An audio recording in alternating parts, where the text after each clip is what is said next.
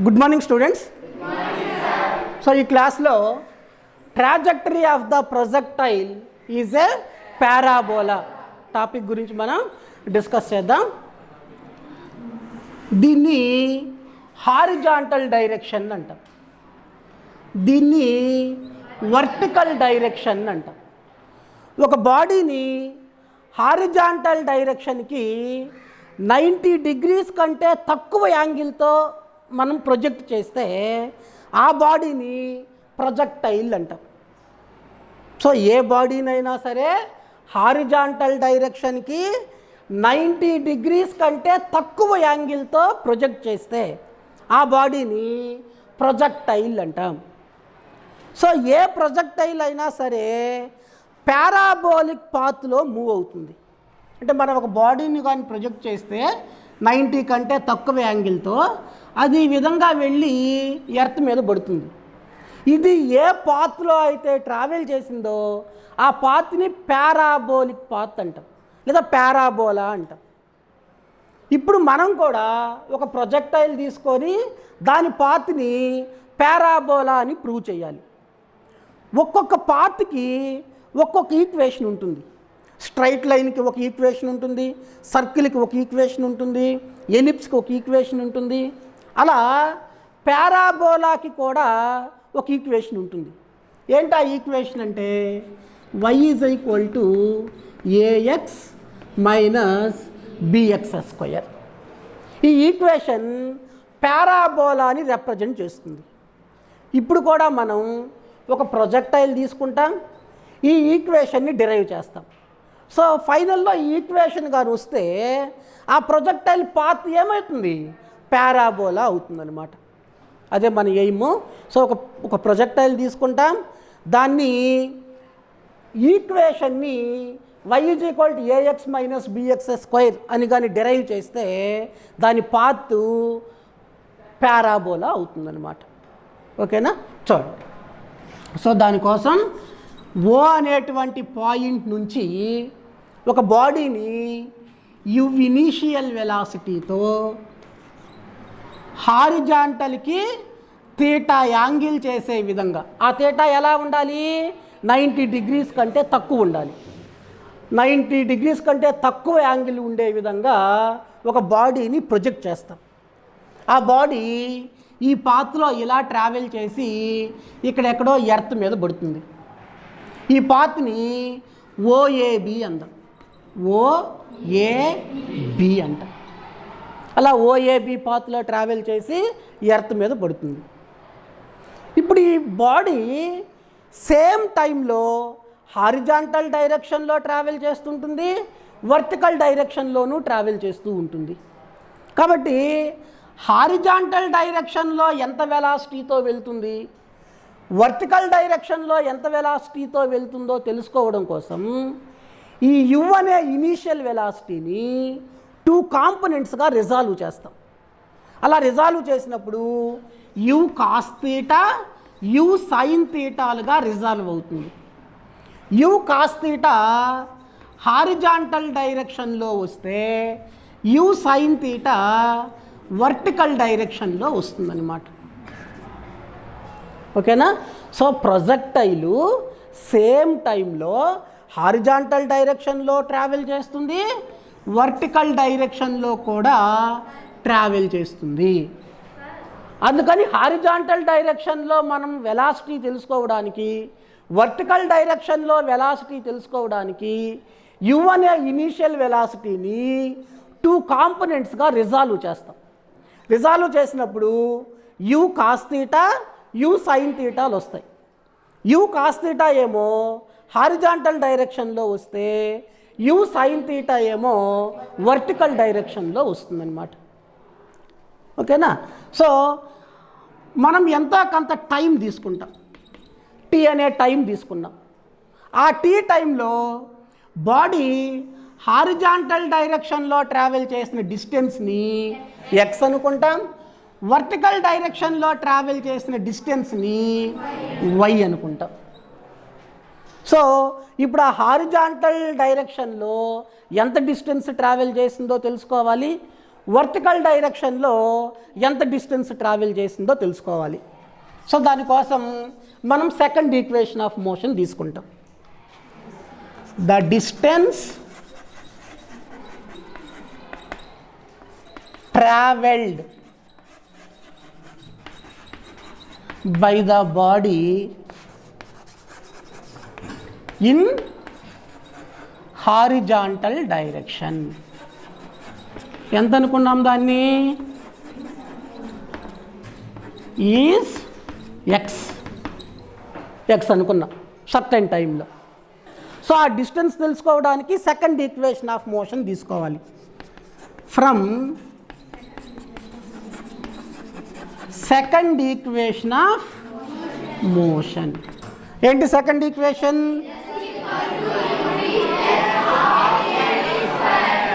Half a t square.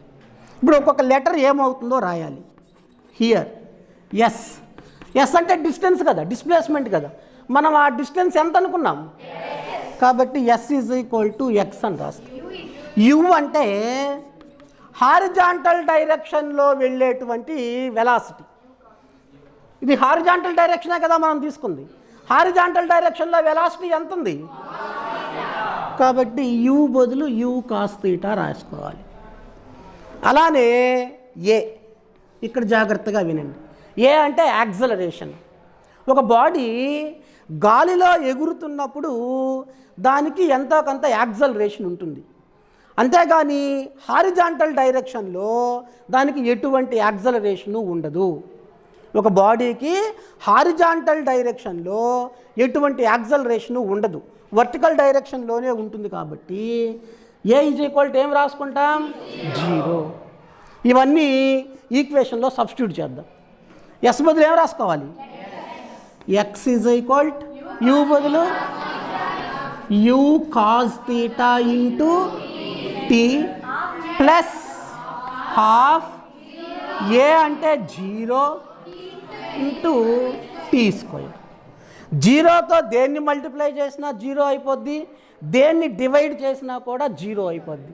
కాబట్టి ఈ term మొత్తం 0 అయ్యి మనకి ఇంకేమొస్తుంది ఇక్కడ? X is equal to u cos theta into t. నాకు ఈజ్ ఈక్వల్ టు యువతల వైపు టీ ఒక్కటి చాలు, యూ కాస్ థీటా వద్దు, దానిని పక్కకు పంపించేద్దాం. Therefore t is equal to ఏమొస్తుంది? X by u cos theta. దీన్ని ఫస్ట్ ఈక్వేషన్ అందాం. అలానే బాడీ వర్టికల్ డైరెక్షన్లో కూడా ట్రావెల్ చేస్తుంది కదా, కాబట్టి వర్టికల్ డైరెక్షన్లో ట్రావెల్ చేసిన డిస్టెన్స్ని వై అనుకుంటాం. The distance traveled by the body in vertical direction is y. ఆ y అంతా తెలుసుకోవడానికి same second equation of motion తీసుకుంటాం.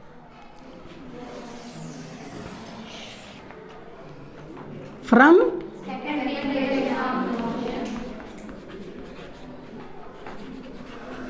సెకండ్ ఈక్వేషన్ ఆఫ్ మోషన్ ఏంటది? S is equal to u t plus half a t square. ఒక్కొక్క letter ఏమవుద్దో రాదు. Here yes అంటే displacement కదా, వై అనుకున్నాం. S is equal to why.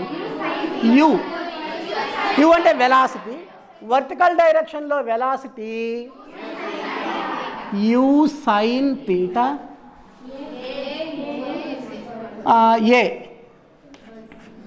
ఏని యాక్సలరేషన్ డ్యూ టు గ్రావిటీగా రాసుకుంటాం. గాలిలో బాడీ ఎగురుతుంది కాబట్టి యాక్సలరేషన్ డ్యూ టు గ్రావిటీ తీసుకోవాలి. సో బాడీ పైకి వెళ్తుంటే ఏని -g రాసుకుంటాం. బాడీ పైకి వెళ్తుంది కాబట్టి ఏ బదులు -g రాసుకోవాలి. అవన్నీ దాంట్లో సబ్స్టిట్యూట్ చేద్దాం. సో ఎస్ బదులు ఏం రాయాలి? y is equal to u sine theta into t plus half a బదులు minus g into t square. Y is equal u sine theta into t plus into minus minus half g t square. దీన్ని second equation అందాం. First ఈక్వేషన్లో మనకి టీకి value తెలుసు కాబట్టి ఈ వాల్యూని తీసుకొచ్చి 2లో సబ్స్టిట్యూట్ చేద్దాం. సబ్స్టిట్యూటింగ్ ఈక్వేషన్ 1 ఇన్ 2 ఏమొస్తుంది? y is equal u sine theta into t x by u cos theta minus half g మళ్ళీ టీ అంటే x by u cos theta square ఉంది కాబట్టి స్క్వేర్ పెట్టాను. దీన్ని సింప్లిఫై చేద్దాం. సో వై ఈజ్ ఈక్వల్ డినామినేటర్లో ఉండే యువు న్యూమరేటర్లో ఉండే యువు క్యాన్సిల్ అయిపోద్ది. ఏమొస్తుంది? Sine theta by cos theta into x minus మొత్తాన్ని మల్టిప్లై చేసేద్దాం. దీన్ని ఇలా రాస్తాను. 1/2 ఇంటూ జీ ఇంటూ దీనికి స్క్వేర్ వస్తుంది, కింద వాటికి స్క్వేర్ వస్తుంది. దీనికి స్క్వేర్ అంటే ఎక్స్ స్క్వేరు, దీనికి స్క్వేర్ అంటే u square cos square theta. So y is equal okay sir రాస్తాను. సైన్ థీటా బై కాస్ థీటాని ట్యాన్ థీటా అంటాం. Very good. Tan theta into x minus దీని అంతటిని చూడండి 1 ఇంటూ జీ అంటే జీ కదా by 2 u square cos square theta into x square ఉంది. X square దీంట్లో నేను లెట్ అనుకుంటాను. ట్యాన్ థీటాని ఏ అనుకుంటాను.